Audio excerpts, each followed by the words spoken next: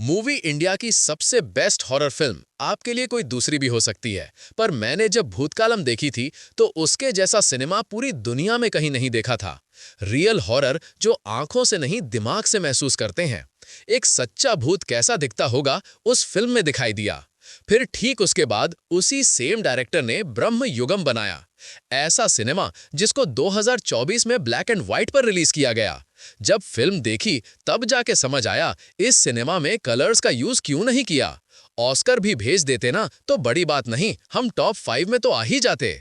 और अब वो सेम डायरेक्टर हैट्रिक मारने आए हैं एक तीसरी फिल्म के साथ, जिसमें भूतकालम जैसा डर और ब्रह्म युगम जैसा सस्पेंस, 2 in 1 सिनेमा।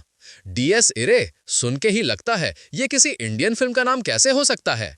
और बिल्कुल सही सोच रहे हो आप, किसी भी एंगल से इस फिल्म का कंटेंट इंडियन फिल्मों जैसा नहीं है। सिंपल वर्ड्स में बताऊं तो ये शब्द डीएस रे फ्यूनरल्स में यूज किया जाता है, जिसका मीनिंग है डे ऑफ जजमेंट। माने जब भगवान किसी इंसान को मौत से जिंदा करके उसका फैसला सुनाता है, स्वर्ग या नर्क। एक प्रॉपर क्लासी हॉरर सिनेमा है और बढ़ा चढ़ा के नहीं बोल रही हूं, बट इसके जैसा शायद आपको किसी हॉलीवुड फिल्म ने भी बहुत टाइम से फील नहीं कराया होगा। स्पेशली इस फिल्म का इंटरवल, एकदम बीच वाला सीन, उसको तो उन सब लोगों के लिए देखना अलाउड ही नहीं होना चाहिए जो घर में अकेले रहते हैं, क्योंकि उस सीन के बाद शायद आप दोबारा अकेले रह नहीं पाओगे।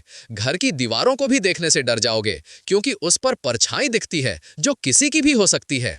स्ट्रॉन्ग ब्लड वार्निंग भी देती हूं आपको, क्योंकि फिल्म में एक सीन ऐसा है जहां इंसान के शरीर को ऐसा तोड़ा मरोड़ा गया है जिसको कैमरा से शूट करने वाला आदमी नॉर्मल कैसे रहा होगा मुझे नहीं पता। हेरिडेटरी फिल्म का वो आइकॉनिक सीन उसके लेवल तक को क्रॉस कर दिया। तो बॉस, ये कहानी शुरू होती है एक मालामाल अमीरजादे आर्किटेक्ट के साथ।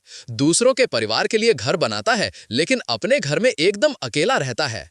पार्टी, शराब और लड़कियां, बस लाइफ के 3 ही शौक हैं। लेकिन एक शौक, इंग्लिश वाला शौक, इसको लगता है जब एक सुसाइड केस के बारे में पता चलता है। घर के बाहर कुआं, कुएं के अंदर लड़की। जब वो बाहर निकली तो लाश सड़ चुकी थी, बुरी तरह। कोई अपने साथ इस तरह की चीज करने के बारे में सोच भी कैसे सकता है। वो दिन था और तब से हर रात इस लड़के को ऐसा लगने लगा है कि अब इस बड़े से घर में अकेला नहीं है, कोई तो है जो इसकी बिना इजाजत इसके साथ रहने लगा है। क्यों? इस सवाल का जवाब ले जाता है इसे एक ऐसे इंसान के पास जिसको बचपन से ही ऐसी चीजें दिखती हैं जो शायद बाकी इंसान देखने के बारे में सोचने से भी घबरा जाएगा।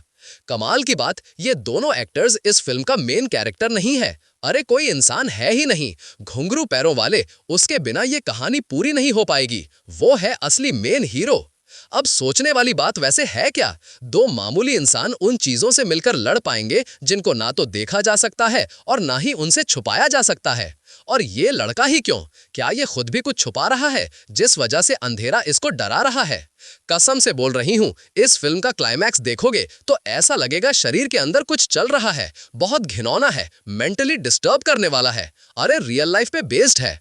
तो बॉस, एकदम लास्ट मतलब स्क्रीन पर दी एंड लिखा आने से बस 10 सेकंड पहले एक ऐसा सीन क्रिएट किया जिसको देखते टाइम ऐसा लगा मेरा दिल रुक ही गया। वाओ, मतलब वाओ, क्या जबरदस्त इमेजिनेशन है। पक्का यकीन हो चुका है फिल्म के डायरेक्टर के साथ बचपन में बहुत कुछ ऐसा हुआ है जिसे फिल्म की शक्ल देखकर वो हम सबको आने वाले कई सालों तक डराएंगे।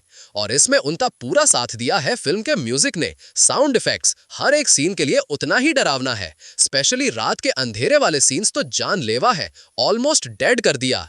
प्रणव मोहनलाल, इनका फेस देखकर आपको इन पे ही शक होगा तो कभी बेचारे के लिए बुरा लगेगा, लेकिन इनको डरते देख के खुद भी डर लग जाए, इतना रियल परफॉर्मेंस। 5 में से 4 स्टार्स दूंगी मैं, क्योंकि ऐसा सिनेमा ज्यादा बनना चाहिए। हॉरर का मीनिंग बदलना चाहिए। एक्टिंग, स्टोरी, क्लाइमैक्स और डायरेक्शन। नेगेटिव्स, बस एक शिकायत, भूतकालम के जैसा घोस्ट एनकाउंटर थोड़ा ज्यादा होता तो ये फिल्म कंप्लीट हो जाती। थ्रिल और ट्विस्ट में स्केयर्स थोड़ा कॉम्प्रोमाइज हो गए। फिल्म जरूर देखो, बट अकेले बिल्कुल नहीं। लेकिन एडवेंचर करके देखना है तो आपकी मर्जी। अपना बहुत ख्याल रखना। Take care, bye bye.